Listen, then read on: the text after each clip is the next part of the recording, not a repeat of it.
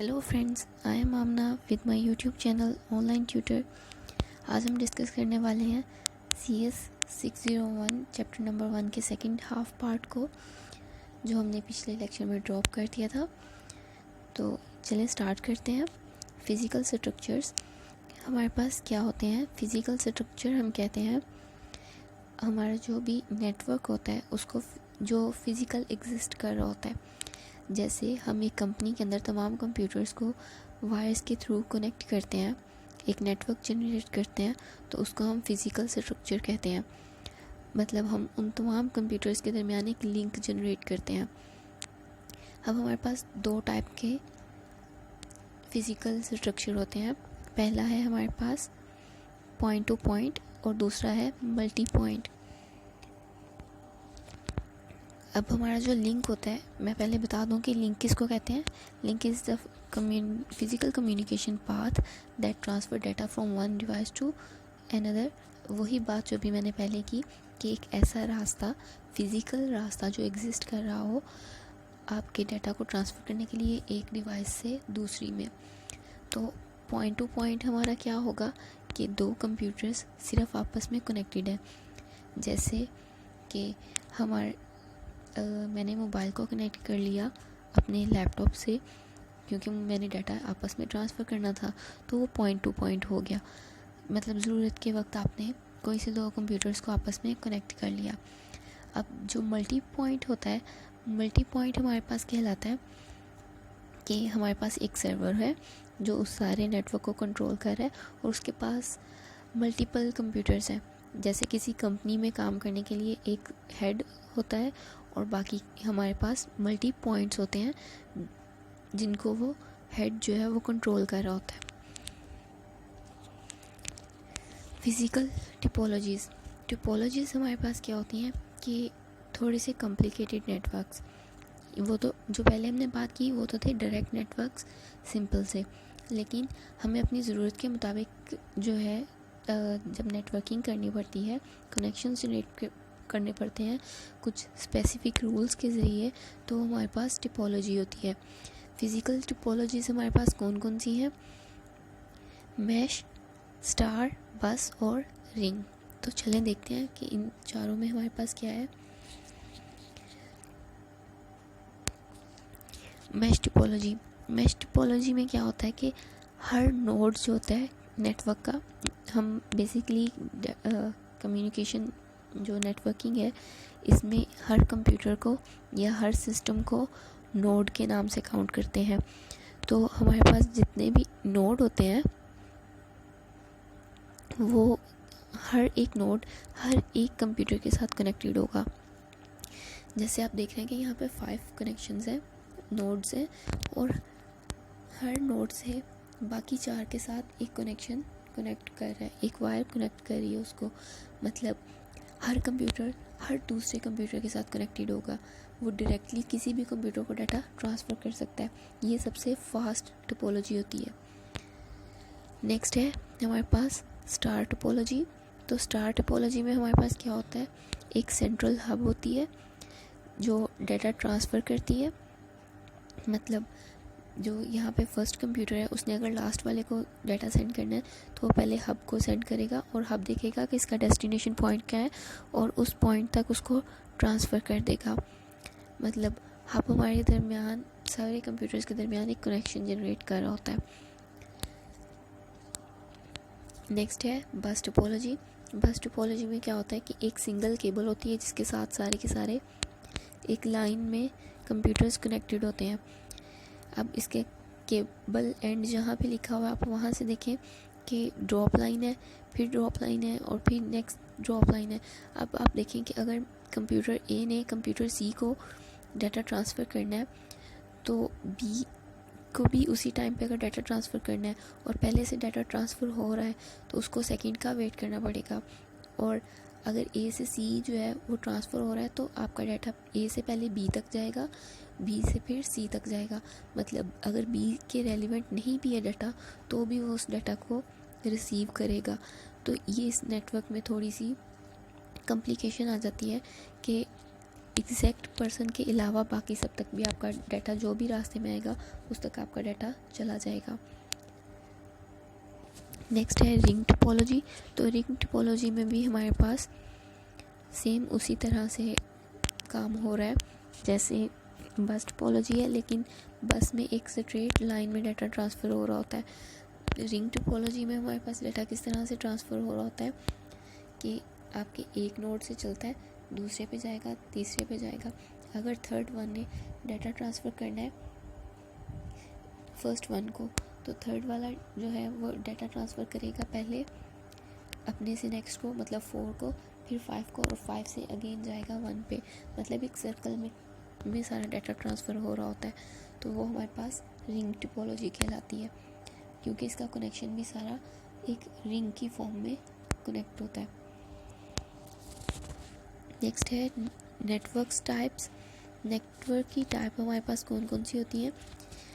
Network को हम 3 different point की बेस पे क्लासीफाई करते हैं या सेपरेट उनकी टर्म्स को काउंट करते हैं।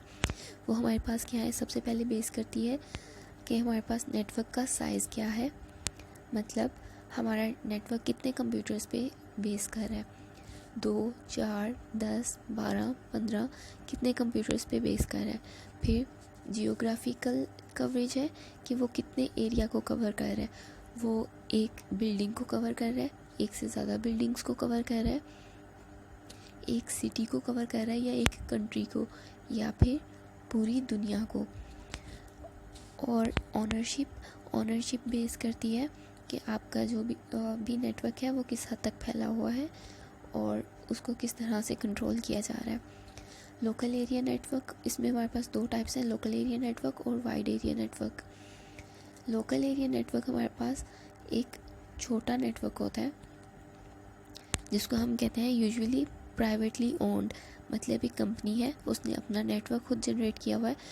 जैसे अगर एक कंपनी काम कर रही है, उसकी एक ही मुल्क में डिफरेंट ब्रांचेस हैं, उन सब से आपस में कनेक्ट रहना चाहता है, तो वो क्या करेगा, अपना एक प्राइवेट नेटवर्क जनरेट कर लेगा, तो उसको हम लोकल एरिया नेटवर्क कहेंगे। या फिर आप ये समझ लें कि 1 या 2 बिल्डिंग्स के दरमियान का नेटवर्क, वो भी हमारे पास लोकल एरिया नेटवर्क कहलाएगा। Connects some host in a single office, building और कैंपस। अब देखिए वही बात आ गई कि इसमें ऑफिस, बिल्डिंग और कैंपसेस की बात हो रही है। नेक्स्ट है can be as simple as 2 pieces and a printer in someone home office. अब देखिए अगर आपके एक ऑफिस है जहाँ पे प्रिंटर एक सिंगल अवेलेबल है, लेकिन कंप्यूटर ज़्यादा है और सब ने ही प्रिंटर यूज़ करना है, तो आप उन सारे कंप्यूटर्स को प्रिंटर के साथ कनेक्ट करवाने के लिए जो भी नेटवर्क जनरेट करोगे उसको भी हम लोकल एरिया नेटवर्क कहेंगे। Can extend through out a company, कि ये एक पूरी कंपनी तक एक्सटेंड हो सकता है। और होस्ट एड्रेसेस क्या है कि हमारे पास अगर एक कंपनी के डिफरेंट सिटीज़ में डिफरेंट होस्ट हैं, तो ये उन होस्ट एड्रेसेस को भी एक्सेस कर सकता है।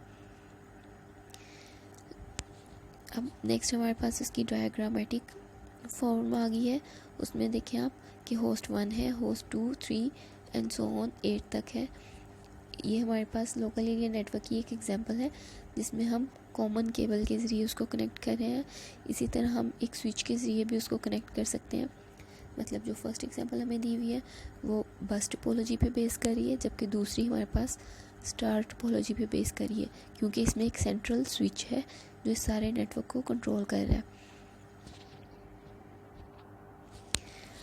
वाइड एरिया नेटवर्क हम कहते हैं जो लैन की निस्बत ज़्यादा फैला हुआ हो, मतलब ग्लोबलाइजेशन की अगर बात हो रही है या जियोग्राफिकल की बात हो रही है, तो पूरी दुनिया में फैला हुआ नेटवर्क हमारे पास वाइड एरिया नेटवर्क कहलाता है, जिसमें कोई भी पर्सन पूरी दुनिया से कहीं से भी कनेक्ट हो सकता है।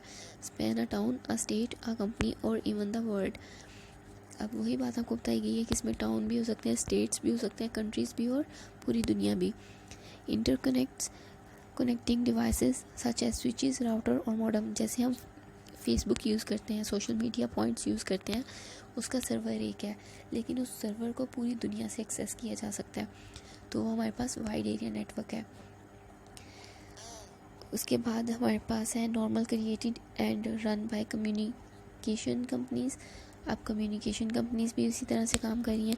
जैसे हमारा जैज़ का नेटवर्क है, यूफोन का है, या हमारी सिम सर्विसेज हैं जो भी हैं, उन सब का अपना एक नेटवर्क है। अब वो है तो वो एक कंपनी, लेकिन उसने पूरी दुनिया से हमारा कनेक्शन बनाने के लिए एक नेटवर्क जनरेट किया हुआ है। अब वाइड एरिया नेटवर्क में मज़ीद हमारे पास क्या है, पॉइंट टू पॉइंट वैन है, स्विच्ड वैन है और इंटरनेट वर्क है। पॉइंट टू पॉइंट वैन क्या होगी कि हम स्पेसिफाई कर सकते हैं कि हमारा सर्वर जो है, जैसे एक अगर सिस्टम है वो डिफरेंट कंट्रीज़ में चल रहा है किसी कंपनी का, तो वो उन डिफरेंट कंपनीज़ में अपने सर्वर्स को एक्सेस करेगा, तो वो पॉइंट टू पॉइंट होगा। अगर उसके दो या दो से ज़्यादा स्विचेस हैं, फॉर एग्जांपल हमारे पास अगर फेसबुक है तो वो सिर्फ एक सिंगल सर्वर पे नहीं कंट्रोल हो रही, उसके सब सर्वर्स जो हैं वो हर कंट्री में अवेलेबल हैं, जहाँ से हमें कनेक्शंस इजीली और फास्ट सर्विस में मिलता है, तो हमारे पास स्विच वैन आ जाता है। इंटरनेट वर्क क्या होता है कि इंटरनेट के थ्रू हमें सर्विस प्रोवाइड की जा रही है, जैसे सैटेलाइट के थ्रू, जीपीआरएस के थ्रू, जो हम हाई लेवल पे अपनी सर्विसेज जनरेट कर रहे होते हैं, वो हमारे पास इंटरनेट वर्क होता है।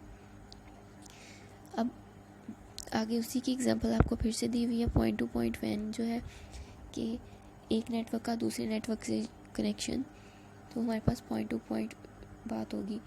दूसरा स्विच वैन है, तो उसमें क्या होगा कि एक नेटवर्क है वो दूसरे से कनेक्ट हो रहा है, दूसरा तीसरे से, और इसी तरह सारे नेटवर्क्स आपस में कनेक्टेड हैं। इंटरनेट वर्क क्या होगा कि राउटर है जो सिग्नल को जनरेट कर रहा है और वो सिग्नल दूसरे राउटर तक जाते हैं और अगले नेटवर्क को एक्सेस कर रहे हैं। इसमें उन्होंने आपको पॉइंट टू पॉइंट वैन और लैन दोनों की एग्जांपल मिक्स करके दी गई है कि अगर आपके पास दो लैन सर्विसेज हैं, आप एज्यूम कर लें कि एक नेटवर्क मेरी कंपनी का इस कंट्री में है, दूसरा नेटवर्क किसी और कंट्री में है, तो क्या होगा कि मैंने उस ब्रांच तक अगर एक्सेस करना है तो मैं इंटरनेट के ज़रिए एक्सेस करूँगी, क्योंकि इतनी लंबी फ़िज़िकल एग्जिस्टेंस हमारे पास पॉसिबल नहीं है, तो हमारे पास इंटरनेट वर्क होगा। स्विचिंग, हम स्विचिंग किस तरह से करते हैं, मतलब स्विचिंग हमारे पास होता है कि जब हमने ज़्यादा तादाद में डाटा बार बार सेंड करना हो तो हमारा नेटवर्क समटाइम बिज़ी हो जाता है, तो उसको हम स्विचिंग के ज़रिए से कंट्रोल करते हैं। हम ऐसा सिस्टम जनरेट कर देते हैं कि ऐसा सीक्वेंस बना देते हैं कि उसको कंट्रोल कर सके। तो स्विचिंग में हमारे पास दो टाइप्स हैं, सर्किट स्विच नेटवर्क और packet switch network. Circuit switch network में हमारे पास बेसिकली क्या काम हो रहा होता है, सर्किट स्विच नेटवर्क में हमारे पास फिज़िकल पाथ होता है। जैसे अगर एक कंपनी है बहुत बड़ी, उसके अंदर डिफरेंट डिपार्टमेंट है, वो दो डिपार्टमेंट आपस में कनेक्ट होना चाह रहे हैं, तो वो एक थ्रू वायर अपना नेटवर्क जनरेट कर सकते हैं, तो वो फिज़िकल पाथ होगा। अब हो क्या रहा है कि दोनों पॉइंट्स के दरमियान, दोनों स्विच के दरमियान एक सिंगल कनेक्शन है, तो दोनों सेम पाथ ही यूज़ करेंगे, क्योंकि हमारे पास इंटरनेट अवेलेबल नहीं है, हमारा फिज़िकल पाथ है। जब इंटरनेट नहीं है तो आप उस सिंगल रास्ते को यूज़ करोगे, आप किसी और सिग्नल को यूज़ नहीं कर सकते, तो हमारे पास क्या होगा कि सेम पाथ यूज़ होगा, फिज़िकल पाथ होगा। अब इसमें मज़ीद क्या है, एक जो पॉइंट है वो है रिज़र्व बैंडविड्थ।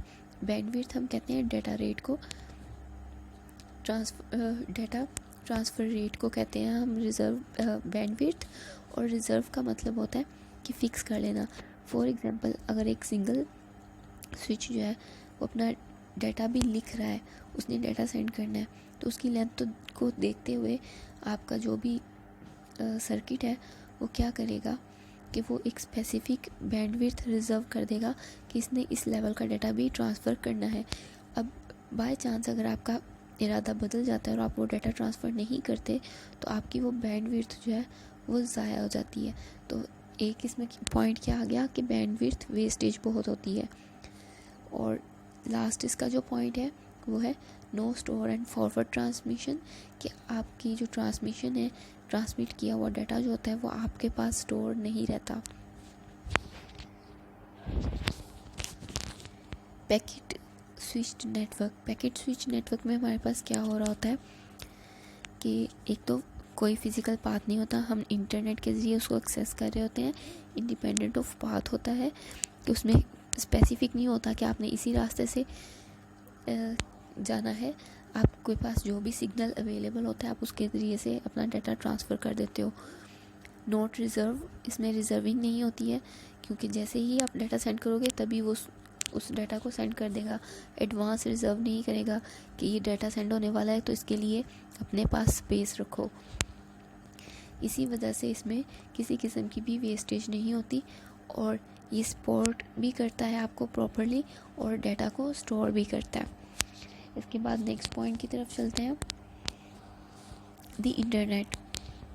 अब इंटरनेट जो है मेरे ख्याल से बहुत कॉमन चीज़ है जिसके बारे में आप बहुत अच्छे से जानते हैं कि हमारे पास क्या है, कम्युनिकेशन, एक ऐसा नेटवर्क जो कम्युनिकेशन जनरेट करने में हमारी हेल्प करता है, उसको हम इंटरनेट कहते हैं। अब इसमें एक पॉइंट, जो की पॉइंट बताया गया है वो क्या है कि जो लोअर केस आई है, अगर आप इंटरनेट का first letter I small letter में लिखते हो तो वो किसको जनरेट करता है, वो सिर्फ communication with each other, network के दरमियान दो या दो से ज़्यादा नेटवर्क्स के दरमियान को शो करता है। लेकिन अगर आप उसको कैपिटल में लिखते हो तो वो एक ग्लोबल नेटवर्क को जनरेट करता है, उसको रिप्रेजेंट करता है। द इंटरनेट में हमारे पास काम किस तरह से हो रहा होता है कि पीयरिंग पॉइंट है हमारे पास, जो क्या करते हैं, सिग्नल्स को फैला देते हैं थ्रू आउट पूरी दुनिया में। आगे से हमारे पास प्रोवाइडर नेटवर्क होता है, मतलब पूरी दुनिया में इंटरनेट कनेक्शन फैला हुआ है। अब अगर जैज़ है, यूफोन है या फिर बाकी नेटवर्क्स हैं, सिम कनेक्शंस हैं जो हमें इंटरनेट प्रोवाइड करते हैं, वो क्या करते हैं, वो नेटवर्क प्रोवाइडर हैं हमारे पास, और कस्टमर नेटवर्क कौन है, हम जो नेटवर्क को यूज़ कर रहे हैं। यही इंटरनेट का सिस्टम है। इंटरनेट हिस्ट्री, इंटरनेट हिस्ट्री में हमारे पास क्या है कि किस तरह से इंटरनेट तक का हमने रास्ता कवर किया। सबसे पहले हमारे पास था टेलीग्राफ। टेलीग्राफ क्या था कि एक टेलीफोनिक नेटवर्क जिसके जरिए हम फ़ोन कर सकते थे, जो कि 1960 में जनरेट किया गया। फिर उसके बाद आरपानेट पैकेट जो है वो जनरेट हुआ। इसकी वैसे तो डिटेल्स आपके कोर्स में नहीं बताएगी, लेकिन मैं थोड़ी सी इन्फॉर्मेशन आपको बता देती हूँ। Advance research project agency network, ARPANET इसका एब्रीविएशन है, advanced research project agency network, जो कि 1975 में जनरेट की गई थी और 1990 तक ये रही थी, उसके बाद इसको ख़त्म कर दिया गया था। फिर है birth of internet and TCP/IP, हम telecommunication protocol and internet protocol जो है इसका शॉर्ट है TCP/IP। और उसके बाद अगर हम बात करें माइलनेट की, तो माइलनेट जो है वो 1983 में जनरेट किया गया था। ये आरपानेट का ही एक पार्ट था, लेकिन इसको सेपरेट कर दिया गया था आरपानेट से, मतलब आरपानेट को तोड़ के उसकी दो ब्रांचेस बना दी गई थी। आरपानेट को सेपरेट कर दिया गया था और माइलनेट को अलग कर दिया गया था। माइलनेट मिलिट्री इंटरनेट के नाम से एक नेटवर्क था जो सिर्फ आर्मी के लिए यूज़ होता था US में। उसके बाद है CS नेट। CS नेट हमारे पास कंप्यूटर साइंस नेटवर्क है जो 1981 में जनरेट किया गया था और इसको काफ़ी तेज़ी से एक्सटेंड किया गया था कि नेटवर्किंग बेनिफिट्स के लिए फॉर एकेडमिक एंड रिसर्च, हमारी जो एकेडमिक पॉइंट ऑफ व्यू है और रिसर्च वर्क होता है उसके लिए इसको जनरेट किया गया था। फिर NSF नेट है जो कि नेशनल साइंस फाउंडेशन नेटवर्क कहलाता है, मतलब नेशनल साइंस फाउंडेशन एक कंपनी थी US की जिन्होंने अपना नेटवर्क जनरेट किया था 1985 में और ये 1995 तक रहा था, to promote research and education, जिन्होंने अपनी रिसर्च और एजुकेशन को पूरी दुनिया तक फैलाने के लिए इस नेटवर्क को बनाया था। इंटरनेट टुडे, तो आज के इंटरनेट के बारे में आप अच्छी तरह से जानते हैं कि ये किस तरह से काम करता है और इसमें क्या बेसिक्स पॉइंट हैं और इसकी क्या स्ट्रेटजीज़ हैं। तो इसी के साथ इजाज़त दें, मिलते हैं नेक्स्ट लेक्चर में। लेकिन अगर आपको किसी भी टॉपिक में प्रॉब्लम होती है तो काइंडली कमेंट करके ज़रूर बताइएगा। Thank you.